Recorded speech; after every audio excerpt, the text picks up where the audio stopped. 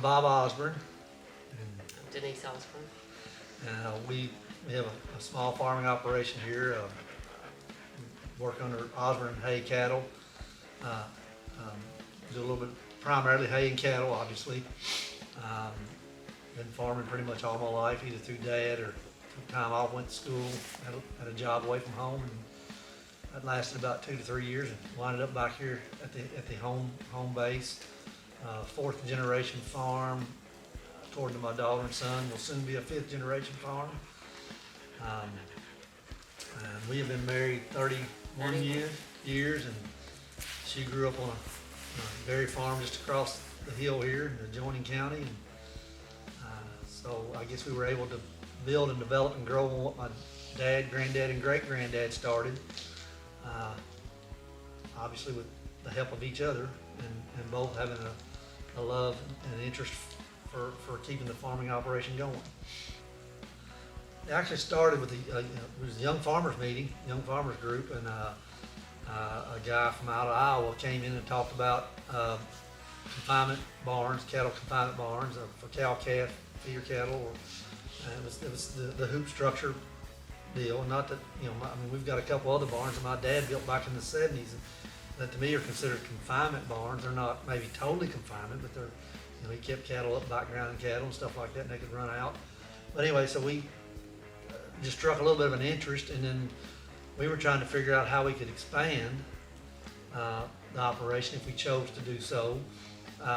And the three options that I came up with was to either look at this route here, buy more land if it's available, or try to lease more ground if it's available.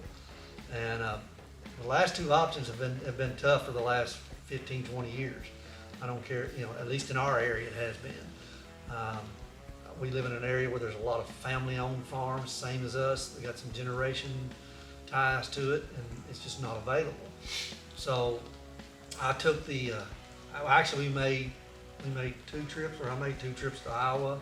She made one with me to go out and look at some of the buildings and try to figure out if this is something we wanted to pursue.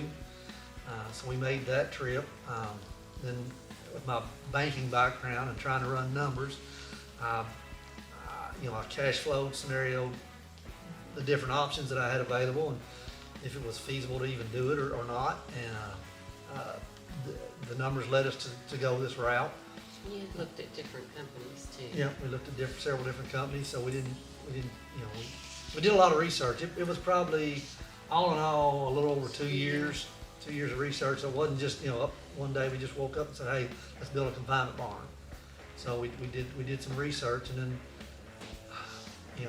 over this has been 8 years now. We built that barn 8 years ago. The labor part of it is something we probably need to discuss. We allocate about 30 to 45 minutes every morning for feeding. Sometimes during calving season it might take a little longer because I'm gonna try to treat treat the calves that morning. Days like today where we had a load of sawdust coming in and I knew it was coming in before the rains come in, I've got to allocate a little more time to prep for that.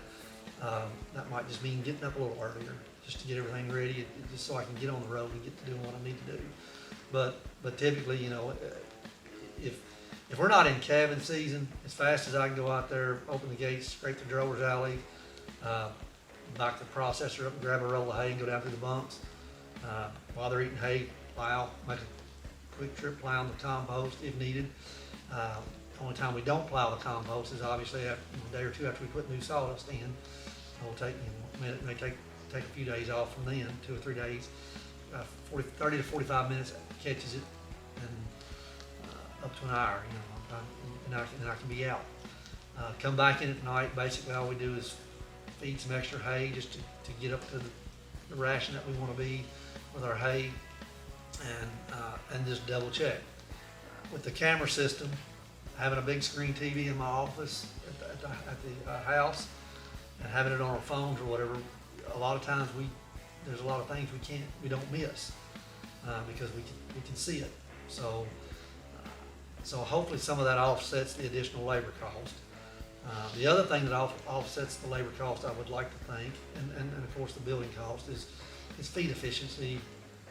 We're not feeding as much as they want, we're feeding what they need. Jeff, you helped us out with that, just trying to feed towards body scoring, body conditioning. So we pay a little bit more attention to body scoring than we ever did when they were running out in the fields.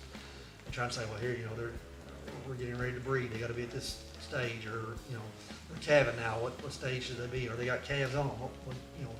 So we're trying to monitor the body condition of the cow and feed to that at the point in time that it needs to be done to give her what she needs. Okay. Our barn is set up. It's a 50 by 160, and then we got a 40-foot pad at the end that goes into the.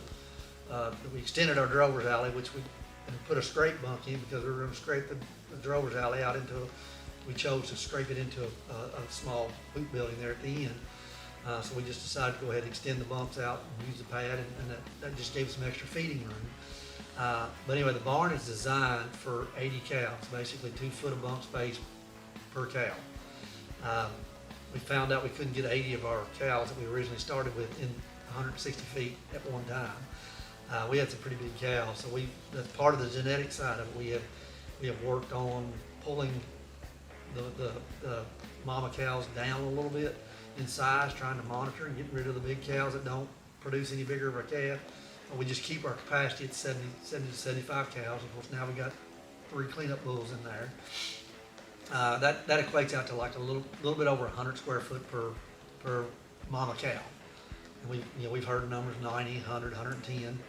One year there we ran like $100 a mama cow, and I thought that was a little bit steep, but I think bedding has been another learning curve for us. We were getting semi-loads. Yeah. A walk-in trailer. We found out that adding a little more often is better than adding a lot at one time. I think it's just strictly because of the composting aspect of it. Because when we go in there and haul it out, if you see dry pockets, or you see something that doesn't look like it looks like it might still be sawdust, then we know we probably haven't maximized the use of our bedding. So I think now we've cut it down to adding so often as needed, doing the plowing and taking care of that bed pack.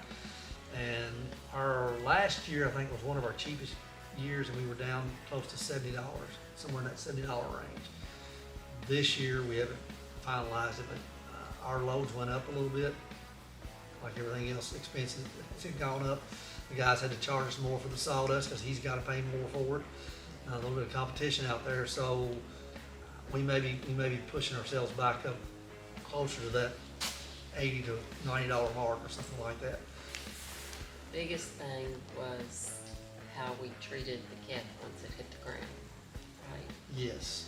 She can remember. We talked. Hey, there's a calf out in the field, or I'm coming in from the bank, or coming in from doing appraisals, and say, we had a couple calves today. Oh, they look good out there, running around, and So I think knowing that when we got into the confinement situation, within 12 to 24 hours that day, and we're there every morning and every night.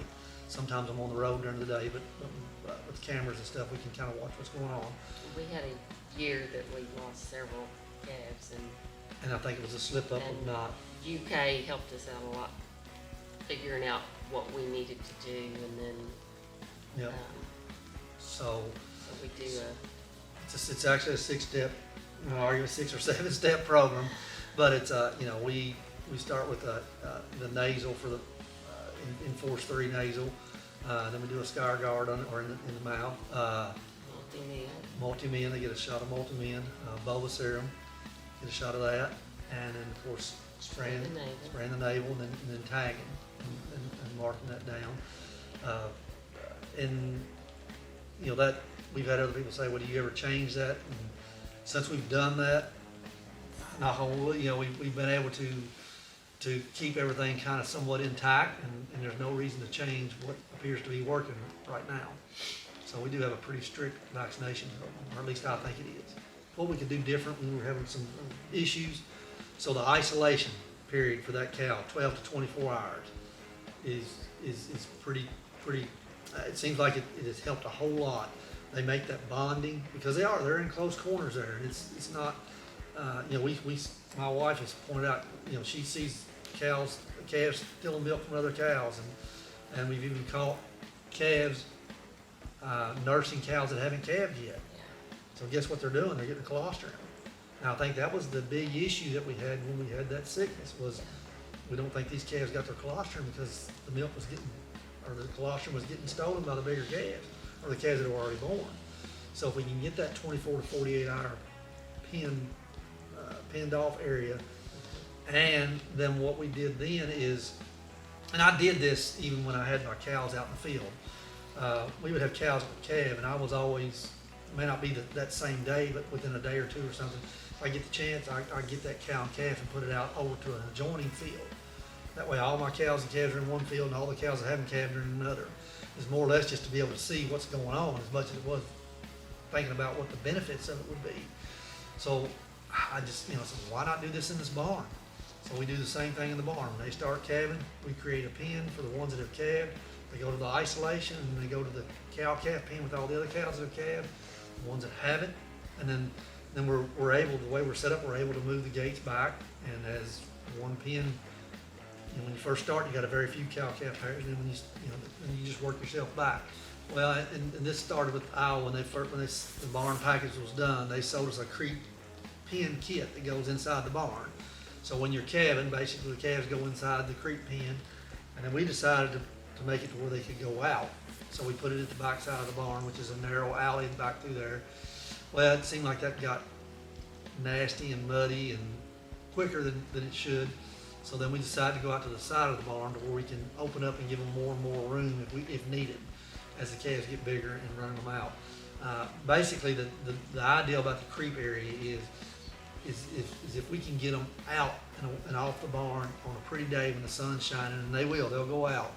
It takes less pressure on the bed pack.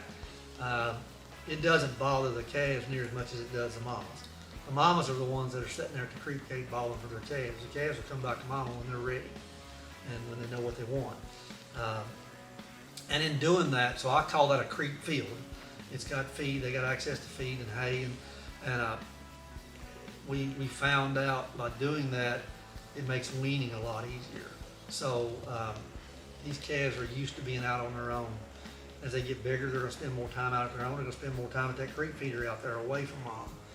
So it's a matter of just shutting that gate, and it just appears that I'm not gonna say they automatically wean themselves, but it's been a lot easier task.